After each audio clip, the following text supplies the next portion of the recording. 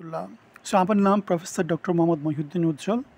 আমি আপনাদের সামনে অনেক দিন ধরে কথা বলছি এবং বাংলাদেশ নিয়ে কথা বলে, বাংলাদেশের রাজনীতি নিয়ে কথা বলে, বাংলাদেশের জনমানুষ নিয়ে কথা বলে গত 17 বছর ধরে কথা বলছি, গত 7 মাস ধরে কথা বলছি ফ্যাসিস্টের আমল এবং ইউনূসের আমলে।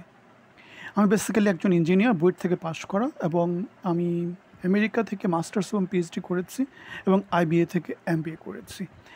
আমি একটা ইউনিভার্সিটিতে শিক্ষকতা করেছিলাম এবং আমি সর্বোচ্চ যে পজিশন, প্রফেসর পজিশন, অনেক দিন ধরে কাজ করেছি। সো আমার কথা শোনবার জন্য আপনাদেরকে আমি আমন্ত্রণ জানাচ্ছি। আজকে যে বিষয় নিয়ে কথা বলবো সেটা হচ্ছে, আমরা দেখেছি অতি সম্প্রতি ট্রাম্পের যেই জাতীয় নিরাপত্তা উপদেষ্টা তুলসী গাবার্ড, তিনি দিল্লিতে সফর করছেন এবং সেখানে তিনি বাংলাদেশ বিষয়ে উদ্বেগ প্রকাশ করেছেন। আমরা ট্রাম্পকে দেখেছি তার ইলেকশনের আগে উদ্বেগ প্রকাশ করতে।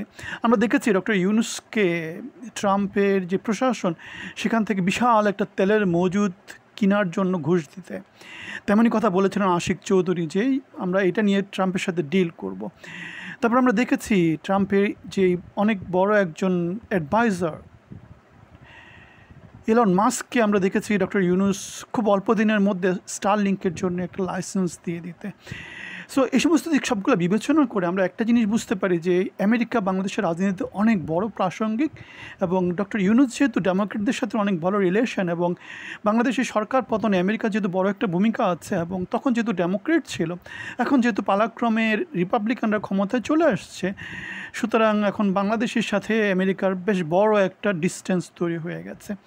আমরা তুলসী গাবার্ডকে এই কথা বলার পরের দিন আমরা দেখতে পেয়েছি আমেরিকার একজন সিনেটর বাংলাদেশের সেনাবাহিনী প্রধানের সাথে মিটিং করেছেন, এবং আমরা সবসময় যেটা জানি সেটা হচ্ছে আমেরিকা সবসময় গণতন্ত্রের পক্ষে, আমেরিকা সবসময় স্থিতিশীলতার পক্ষে, আমেরিকা সবসময় তার ফরেন পলিসি, তার যে বিনিয়োগ সেগুলোর পক্ষে। সুতরাং বাংলাদেশ যেহেতু আমেরিকার বড় একটা বিনিয়োগ আছে, এবং বাংলাদেশে যেহেতু অস্থিতিশীল পরিস্থিতি তৈরি করা হচ্ছে এবং হোম গ্রাউন্ড, সেটা যেহেতু বৈশ্বিক স্থিতিশীলতার জন্য বড় একটা হুমকি, আমেরিকা সেটা চায় না।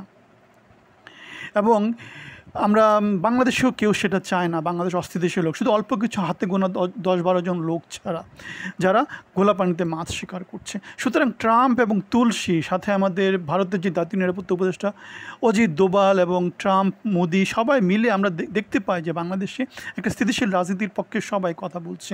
এটাই স্বাভাবিক। অস্থিতিশীলতা কেউ পছন্দ করে না, নিত্যরোগী কেউ পছন্দ করে না।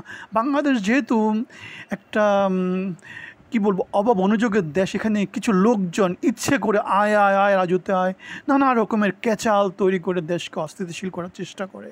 এবং সেনাপ্রধান যে একটা ভাষণ দিয়েছিলেন রাওয়া ক্লাবে, আমরা সেখানে বিডিআর হত্যাকাণ্ডের যে বার্ষিকী ছিল সেই উপলক্ষে আমরা সেখানে তার দিক নির্দেশনা সেই ভাষণটা দেখেছিলাম, এবং আমরা অনেক দিন ধরে বলে আসছিলাম আমাদের বর্তমান সরকার দেশকে অস্থিতিশীল করার দিকেই তাদের কেমন জানি একটা উদ্দেশ্য কাজ করছে। যে কোনো ক্ষেত্রেই তারা কোথাও বড় রকমের শক্তিশালী কোনো ভূমিকা রাখছে না। মনে হচ্ছে যেন তারা দেশকে অস্থিতিশীল করে কোনো ফয়দা নিতে চাচ্ছে।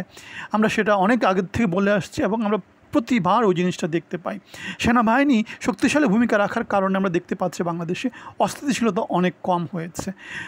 রাষ্ট্রপতিকে সরিয়ে দেওয়ার জন্য তারা এক ধরনের পায়তারা করেছিল, সেখানে সেনাবাহিনী শক্তিশালী ভূমিকা নিয়েছিল। সংবিধান পরিবর্তন, বিএনপি সেখানে ভূমিকা নিয়েছে।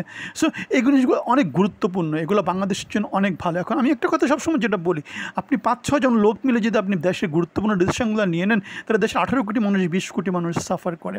আমরা সেটা চাই না। আমরা চাই যদি কোনো সংস্কার করতে হয় গণভোট দিয়ে করুন। ইউনূস সরকার যদি আরও 100 বছর ক্ষমতা থাকতে চায়, গণভোট দিয়ে করা হোক। এখানে ডাক গুড় করে 5-6 জন লোক মিলে জোরজার মুল্লুক তার আয় আয় আয় রাজুতে আয় মপতন্ত্র তৈরি করে, এগুলা খুব খারাপ জিনিস। এগুলো দেশের জন্য, আন্তর্জাতিক সমাজের জন্য এগুলো খুব ভালো নজির না। সো আমরা মপতন্ত্রের বিপক্ষে। সরকার চাইলে যারা মব তৈরি করছে তাদের বিরুদ্ধে অ্যাকশানে যেতে পারে, কিন্তু সরকার সেটা করছে না। সরকার কি করছে? রাত 3টা বাজে সংবাদ সম্মেলন করছে। সরকার ডেভিল হান্ট করছে 7 মাস পরে। সো আমরা যেটা বলছি সেটা হচ্ছে, সরকার সরিষার ভিতরে ভূত, আমরা সেটাই বলেছি।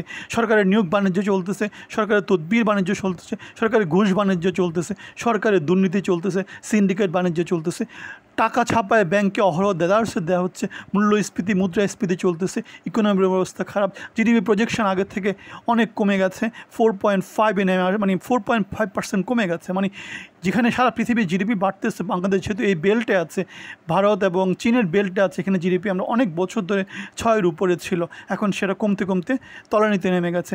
এবং যে অবস্থা চলতেছে বাংলাদেশের জিডিপি হয়তো বা আগামী বছর সেটা হয়তো বা নেগেটিভেও চলে যেতে পারে। বাংলাদেশের যে ক্রেডিট রেটিং সেটা কমে গেছে। সুতরাং সব দিক বিবেচনায় বাংলাদেশের অবস্থা খুব খারাপ, অথচ আমাদের অর্থমন্ত্রী বলতেছে এই করেছি ওই করেছি।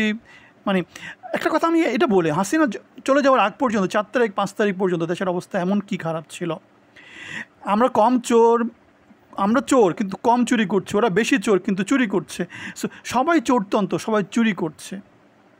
সংস্কার যদি করতে হয়, পরিবর্তন যদি করতে হয়, ঘর থেকে করতে হবে। রাসূল সাল্লাল্লাহু আলাইহি ওয়াসাল্লাম একটা বাণী আমি আগে একবার বলেছিলাম, সেটা হচ্ছে কোনো একজন ছোটো বাচ্চাকে তিনি উপদেশ দিতে গিয়েছিলেন যে মিষ্টি যাতে না খায়, কিন্তু সেটা উপদেশ তিনি দিতে পারেননি, কারণ তিনি সেটা প্র্যাকটিস করেননি। তিনি 1 সপ্তাহ পরে আসতে বলেছিলেন, 1 সপ্তাহের মধ্যে তিনি তার মিষ্টি খাওয়ানোটা কমেছিলেন এবং তারপরে তিনি ওই শিশুটাকে কী করেছিলেন, মিষ্টি কম খাওয়ার একটা সাজেশান দিয়েছিলেন। আমাদের ইউনূস সরকার হাসিনা সরকারের মতো করেই দেশ চালাচ্ছে। তারা নিজেই অবৈধ, তারা যে কার্যক্রমগুলো করছে সেগুলো অবৈধ কার্যক্রম। নিজেদের ট্যাক্স বাতিল করে নিচ্ছে, নিজেদের ট্যাক্স মওকুফ করে নিচ্ছে, নিজেদের মামলাগুলো তুলে নিচ্ছে, নিজেদের আত্মীয়স্বজনকে প্রমোট করছে, চিটাগাং কেন্দ্রিক শাসন ব্যবস্থা তৈরি করছে।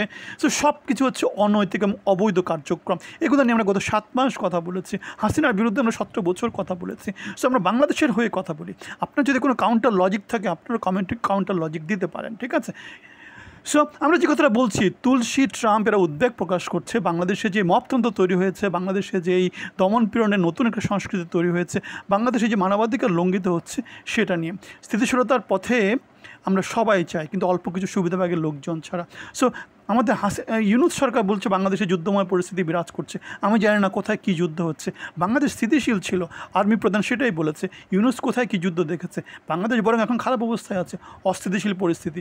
নির্বাচিত সরকার আসলে বাংলাদেশ আবার স্থিতিশীল পরিস্থিতিতে যাবে, যদি নির্বাচিত সরকার গঠনমূলক কার্যক্রম নেয়, যদি নির্বাচিত সরকার ধ্বংসের পথে না হাঁটে, যদি নির্বাচিত সরকার বিভাজনের পথে না হাঁটে। বাংলাদেশে মধ্যপন্থার দল দুটোই আছে, কী সেটা যে বাংলাদেশ জাতীয়তাবাদী দল এবং বাংলাদেশ আওয়ামী লীগ। এরা ছাড়া বাংলাদেশে অন্য কোনো দলের তেমন করে বেল নাই। ওরা কী করছে? গোলা পানিতে মাছ শিকার করছে। এই করেঙ্গে, ওই করেঙ্গে, হ্যান করেঙ্গে, ত্যান করেঙ্গে, আলটিমেটলি কিছুই করতে পারবে না। সো পয়দা নিয়েছে গত 7 মাস ধরে। এটা কী করছে? ক্ষমতার অংশী ছিল। এরাই মোটামুটি দেশকে শাসন করেছে। আওয়ামী লীগ এবং বিএনপি শাসনতন্ত্রের বাইরে ছিল। সেটাকে আমরা বলছি কি -2 ফর্মুলা। গত 7 মাস 8 মাস ধরে বাংলাদেশ -2 ফর্মুলাতে ছিল, কিন্তু ভোট হলে বাংলাদেশ আবার কোথায় চলে আসবে? বিএনপি অথবা আওয়ামী লীগ মধ্যপন্থায় চলে আসবে। বাংলাদেশ এই যে আমাদের যেটা অস্থিতিশীল পরিস্থিতি, বাংলাদেশ যেই চরমপন্থার যে রাজনীতি চলতেছে, সেই রাজনীতি বাংলাদেশে অনেক কমে যাবে। সো সেজন্য আমরা বলছি বাংলাদেশে এখন যুদ্ধ পরিস্থিতি বিরাজ করছে। ইউনূস সরকার সেটা তৈরি করেছে। বাংলাদেশ এর আগে ভালো ছিল, স্থিতিশীল ছিল, রাজনৈতিক সরকার ছিল। রাজনৈতিক সরকার, মধ্যপন্থার সরকার মানে হচ্ছে স্থিতিশীল সরকার। আমাদের সেনাপ্রধান স্থিতিশীলতার কথা বলছেন, ইনক্লুশনের কথা বলছেন।